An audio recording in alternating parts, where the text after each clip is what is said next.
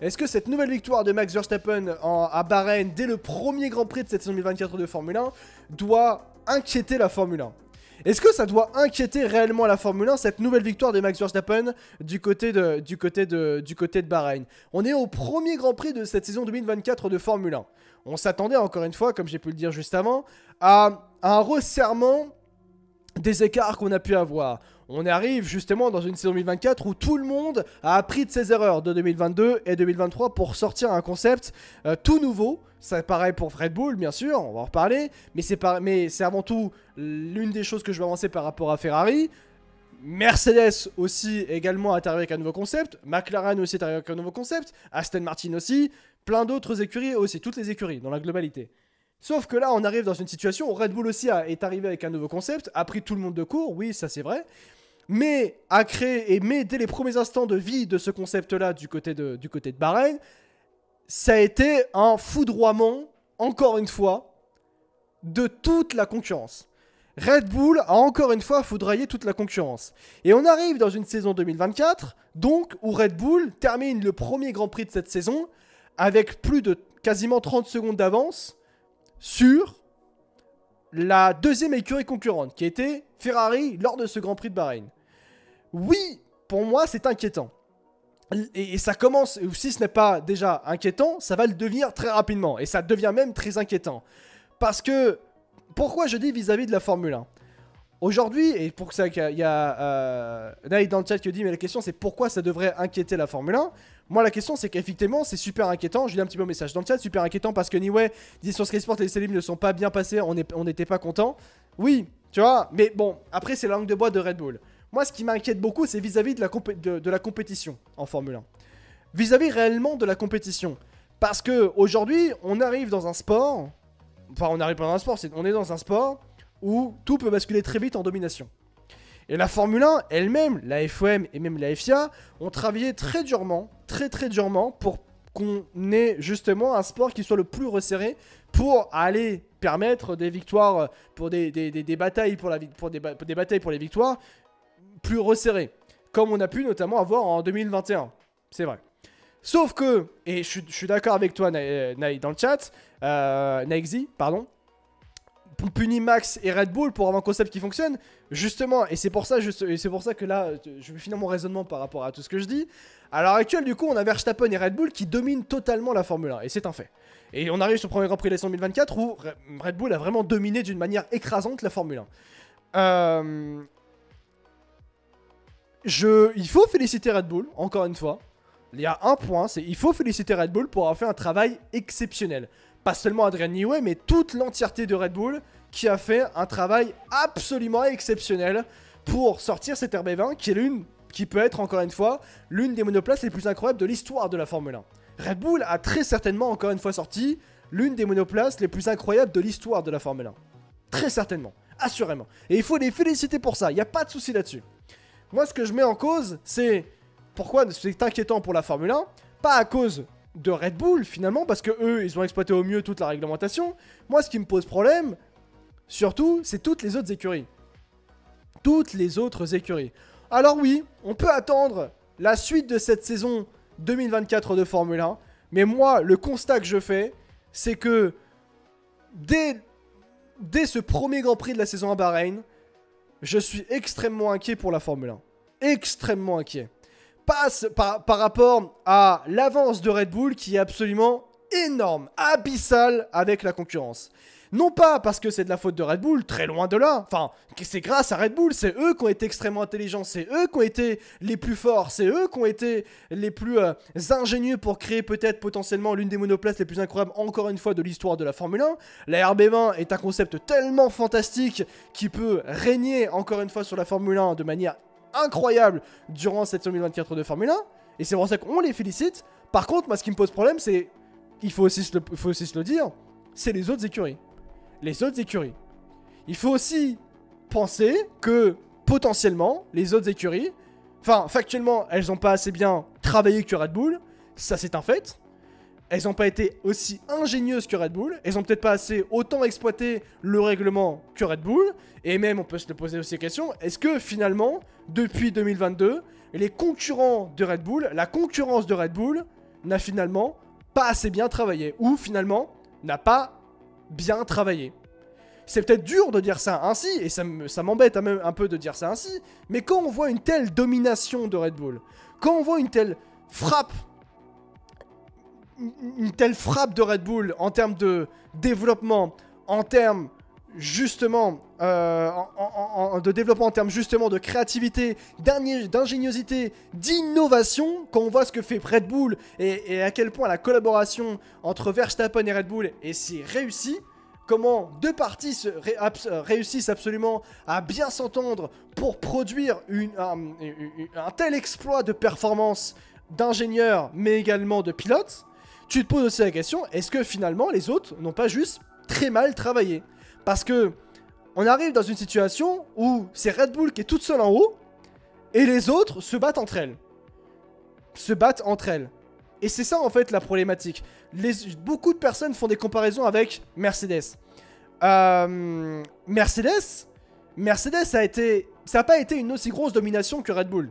Mercedes a dans la finalité, in fine, oui, Mercedes a gagné pendant 8 ans. Ça c'est un fait et c'est vrai. Mais ils ont pas gagné avec autant d'assurance et d'avance que Max Verstappen aujourd'hui. Il y a domination et il y a une domination absolue en termes de victoire et une domination justement comme a pu avoir Mercedes en termes de victoire, mais pas d'avance. L'avance qu'a Red Bull est très très forte, très très violente. Et justement, je reviens à mon sujet initial par rapport à Verstappen et Red Bull. C'est là où je me dis, oui, moi ce qui me pose problème aujourd'hui, c'est que c'est pas Red Bull en fait qui gagne, très loin de là. Moi ce qui me pose problème, c'est que il y a Mercedes, il y a Ferrari, la grande scuderia Ferrari n'a pas assez bien travaillé que Red Bull. Moi ça me pose problème. Ça me pose énormément de problème. Et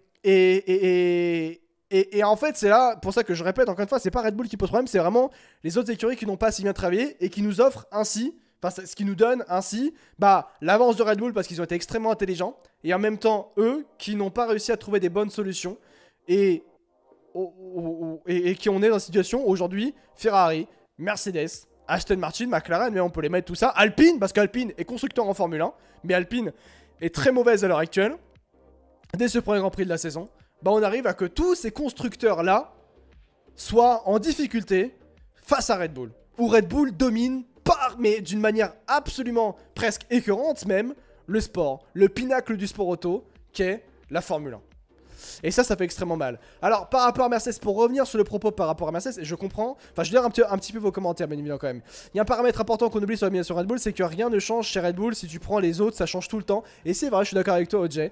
Je suis d'accord avec ce que tu dis. On ne peut pas comparer ces avancées de Red Bull de cette époque à 2024 aux évolutions de 2014-2015. Le problème, c'est surtout qu'il y a un seul pilote qui domine. Et si encore il pouvait y avoir une bataille entre Perez et Max, la pilule serait peut-être plus facile à avaler. Peut-être, oui, Manu. Mercedes était à chier en strat. Ils ont laissé passer beaucoup de courses à cause de ça, malgré leur domination, dit Sky Blue. Peut-être aussi, peut-être que c'est pour ça que je pense peut-être pas que ce soit une aussi grosse domination. Et même d'ailleurs, comparaison directe de la domination de Red Bull par rapport à Mercedes. Red Bull a créé, a aujourd'hui une collaboration qui est peut-être sur une seule saison, qui est factuellement sur une seule saison, plus incroyable que Lewis Hamilton. Avec Mercedes sur une seule saison. Verstappen l'an dernier en termes de victoire et en termes de ratio, pole position, victoire, meilleur tour en course et ainsi de suite. Même Hamilton et Mercedes n'ont pas eu ce genre de domination, si je me trompe pas, sur une seule saison, attention. Il y a toujours eu des dominations en Formule 1, Schumacher, Vettel, Hamilton, maintenant Max. Alors oui, ça c'est vrai, je suis d'accord avec toi, il y a eu beaucoup de dominations sur les mêmes depuis 2000, sur les années 2000, entre Schumacher, même si... Alonso, c'était pas une domination. McLaren, c'était pas une domination. 2009, c'était pas une domination. 2010, c'était pas réellement. Entre 2010 et 2013, c'était pas une domination, mais Vettel a finalement gagné. 2010, Vettel il a cravaché pour aller gagner le titre quand même. Jusqu'au dernier Grand Prix. 2011, bon, 2011, il a maîtrisé son sujet. 2012, c'était différent. Et 2013, je sais plus s'il avait maîtrisé son sujet ou pas Vettel à ce moment-là. Oui, mais il n'y a que la voiture qui compte, il y a le pilote et Max qui sont juste dans un autre monde aussi, bien sûr. Après, si t'as vu le débrief sur Canal avec Prost, mais lui-même a dit à demi-mot que personne ne va rattraper Max, il est intouchable. Bien sûr, parce que c'est la plus grande... Moi, C'est l'une des plus grandes collaborations de l'histoire de la Formule 1. Et à la fin de cette saison, on va poser réellement ce débat. Est-ce que... Est-ce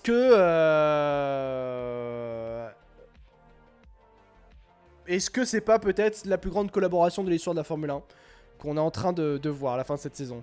Non pas sur une saison, Alex, 2 saisons minimum, et ça va continuer. Max est juste plus dominant peut-être que Lewis, et ça n'enlève rien à l'énorme champion qu'est Lewis Hamilton. Pour en fait, j'étais pas sûr réellement par rapport à Hamilton s'il avait été aussi dominant sur une seule saison, ou 2 saisons.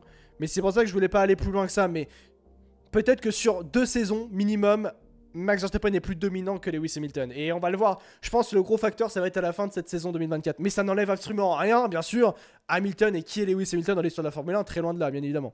Mais comment c'est possible qu'il mette 8 dixièmes à son coéquipier? Ça aussi.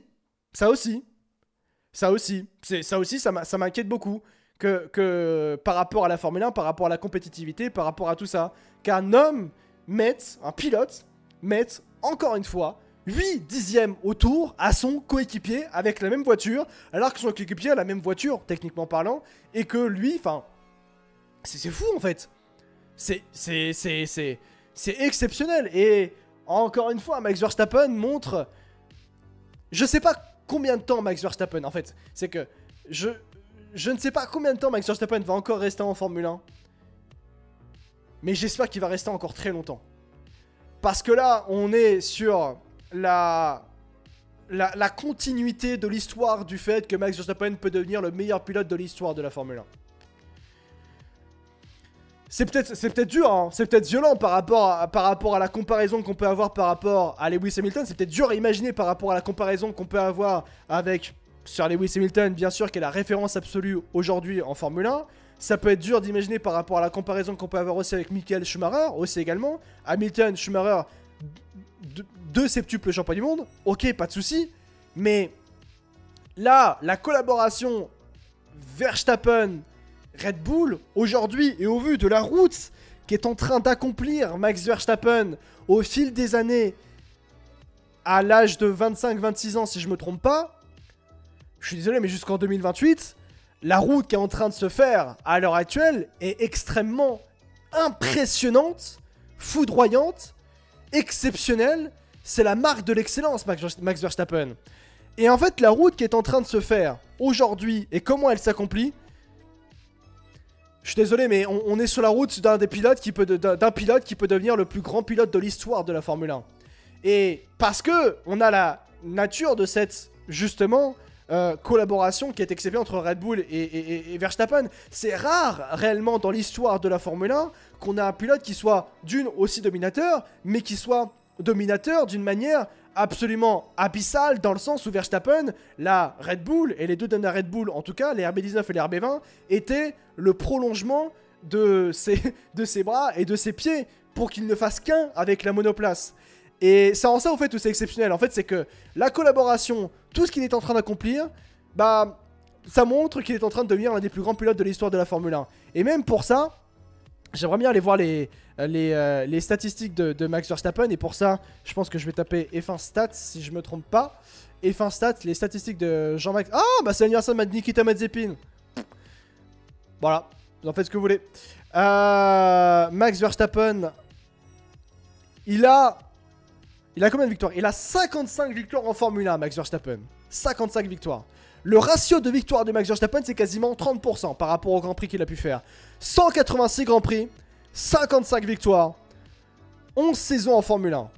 Et même, d'ailleurs, ce qui est fou, c'est que Max Verstappen n'a que 26 ans et il a déjà 11 saisons en Formule 1.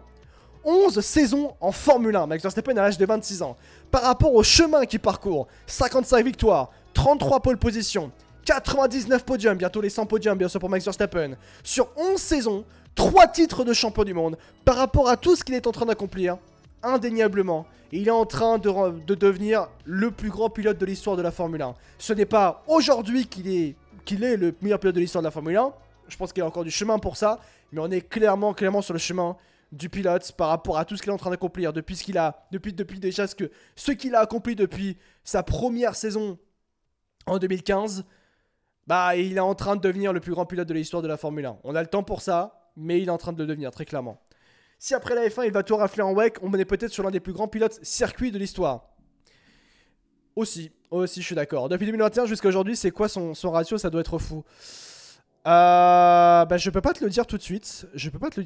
Mais ouais. Bonsoir à tous, content de la reprise. Mais même si Verstappen a refrappé très fort. Oui, trop fort. Peut-être trop fort même, parce que là, ouais, trop fort même, presque. Mais ouais. C'est une bonne question que tu poses, Zrex. Après, faut pas oublier, mais il a été éduqué pour abattre tout le monde. Son père a juste créé un monstre qui pense F1 et qui parle F1. Dès qu'il est dans la voiture, oui, je suis d'accord. Alors, bref, petite anecdote. Bon, vous le savez, je travaille aussi à Monaco et je me suis un peu renseigné quand même par rapport à qui est Max Verstappen et comment il est du côté de, notamment puisqu'il habite à Monaco, Verstappen, et par rapport à certaines de ses connaissances, des connaissances à Max Verstappen qui sont proches. En fait, ils m'ont expliqué que Verstappen, dès qu'il arrive dans un paddock Formule 1, ouais, c'est un chien, vous pouvez pas imaginer. C'est le mec incroyable et il est payé très cher pour être le meilleur pilote. Voilà. Mais dès qu'il sort d'un paddock, terminé. Terminé. Il fait sa vie, voilà, il déconne, c'est un mec normal, tranquille. Il rentre chez lui, il est avec ses chats, il est avec sa compagne, il fait sa vie, voilà, c'est tout. Et c'est un pur mec normal. Un pur mec normal. Voilà. Et c'est pour ça que c'est un mec super simple. Vraiment. Et il y a des gens qui disent, oui, Verstappen, il est pas ouf, il est pas gentil et tout, c'est un mauvais gars. Foutaise absolue. C'est pas un mauvais gars, très loin de là. C'est un mec normal, très gentil, très agréable. Voilà. Donc bon. C'est un mec super simple, c'est pour ça que je l'adore. Vous arrivez à kiffer les courses, honnêtement. C'est une intéressante question de la part de Nicky Larson dans le chat. Moi, en fait, j'arrive dans un Grand Prix. Je me dis pas que je vais pas kiffer. Moi, les courses de F1 qu'on a, j'aime bien. Parce que, après, c'est ma vision aussi, c'est que je ne regarde pas seulement qui va gagner le Grand Prix. Sinon, si on regardait ça, oui, d'accord, on aurait envie de se serrer, quoi. Non, moi, je regarde vraiment tout le classement, comment le classement se fait, comment les écuries se font, comment les écuries se développent, comment les écuries vont, comment les pilotes, justement. Oui, alors peut-être, Yasozo, vit pas pareil, toi, t'es content creator, c'est ton job, oui, voilà, c'est vrai. Je suis d'accord avec toi, mais après, même avant ça, ça m'intéressait toujours de savoir comment à l'époque Minardi s'améliorait, comment Toro Rosso s'améliorait, comment Virgin, quel était le projet de Virgin en Formule 1. Moi, je vous remonte des écuries de l'époque, tu vois, ou de HRT. Voilà, ça m'intéressait énormément. Énormément, ça m'intéressait. Ça m'a toujours intéressé. J'étais très curieux par rapport à ça. Bon, maintenant, c'est vrai que je peux comprendre que ça peut être dur de pas s'intéresser tout le temps, à la tête de la course, tu vois. Moi, je m'étonne que des gens pensaient qu'à Bahreïn, ça allait être serré. On verra ce que ça va donner les Grands Prix de Imola, Espagne, Silverstone, une fois que les grosses updates vont venir. Oui, c'est vrai, en tout cas. Encore une fois, pour les gens que ça dérange la domination, on fait quoi? C'est vrai. C'est vrai. Mais alors après, tu vois, Naixi dans le chat, par rapport à la domination, on est aussi sur le pinacle du sport auto. Il y a plein de gens qui disent ils vont arrêter de regarder la Formule 1. Ok, sur 10 personnes qui disent ah, moi j'en ai marre de la domination de Verstappen, j'en ai marre des grands prix urbains et ainsi de suite, je vais arrêter de regarder la Formule 1. Très honnêtement et très sincèrement, sur 10 personnes qui disent ça, vous pensez que combien arrêtent de regarder la Formule 1? Même pas une personne. Le ratio il est moins d'une personne, très honnêtement. Parce que on est sur le pinacle du sport auto. On est sur la Formule 1. On est sur la Formule 1. Donc, peu importe les choix de la F1, ou même de la domination de Verstappen, si elle continue, les gens continuent de regarder la Formule 1, parce que c'est la Formule 1. Et c'est comme ça. La Formule 1 est tellement forte par rapport à tout ça. Donc, exemple ton compte, tu es en live, on est presque 200, la F1 attirera peut-être toujours les gens. Oui, c'est vrai, et on aura toujours envie de discuter Formule 1, parce que c'est notre passion, ça nous fait rêver, même si là, dans ce Grand Prix... Bah, il s'est passé des choses, mais pas énormément de choses non plus, mais il s'est passé des choses et c'est intéressant d'en parler. Voilà. Pour certains, on dirait que c'est la première fois qu'un mec domine. Alors oui, pour certains, c'est vrai. Il y en a qui disent oh, on n'a jamais eu ça en Formule 1. Non. Alors, qu'un mec domine, c'est pas la première fois, mais qu'un mec domine de cette manière-là, quand même, c'est rare. Moi, j'ai foi en Mercedes avec une base saine qu'ils comportent et aller chercher les performances. Ils savent faire, faut juste un peu de patience. Ouais. Ouais, j'espère aussi. Donc ouais. Hop là. J'arrive. Alex, tu vas où Mercedes sans leur problème moteur? Il y a des rumeurs, ça leur dit, ça dit qu'ils perdent 5 dixièmes. Bah on va en parler, tiens, justement. On va en parler. J'arrive. Hop là. Je comprends que sa domination puisse être chiante, mais les mecs, vous vous rendez pas compte de ce que Max et Red Bull réalisent. C'est exactement le discours que j'ai, tiens, d'ailleurs, Nyangzi, par rapport justement à Nyangzi, pardon. Par rapport à Verstappen, c'est que pour moi, on est privilégié par rapport à ça. On dira peut-être dans 10, 20, 30 ans, oui, on a vécu la domination de Verstappen en Formule 1. On a vécu ça, on a vécu ce qu'ils ont réalisé effectivement Verstappen et Red Bull. Parce que c'est exceptionnel, ce que là a produit Verstappen, c'est absolument exceptionnel. J'ai toujours sorti ce discours-là en me disant, ouais, quand même, faut pas déconner, c'est ouf qu'ils sont en train de sortir du côté de chez Red Bull. Après, Marco et Niway ne s'attendaient pas à ce résultat aujourd'hui en termes d'écart. Dans 20 ans, on sera en mode, pouah, c'était fort quand même. Ah oui, clairement, moi, je serais le premier à le dire en tout cas. Vraiment, je serais vraiment le premier à le dire. Mais ça, je regarde pas pour les stats, mais pour kiffer aussi, nous dit Draman. Pour l'instant, c'est dur, mais plus tard, ce sera un grand souvenir. Oui, c'est vrai. On pourra dire, comme nos darons, avec Senna et Prost et nous, Max. C'est vrai. Après, nos darons, ils ont vécu les grosses batailles Senna-Prost aussi, ouais. Ça, c'est vrai. Bon. En tout cas, voilà, par rapport à Max Verstappen et les raisons peut-être de potentiellement être inquiet par rapport à la domination de Verstappen en Formule 1. Mais encore une fois, félicitations à Red Bull pour le produit proposé. Clairement, incroyable. Mais il y a de quoi être inquiet par rapport à la concurrence qui n'est pas au rendez-vous. Après ce Grand Prix de Bahreïn 2024 de Formule 1, premier Grand Prix de cette nouvelle saison 2024 de Formule 1.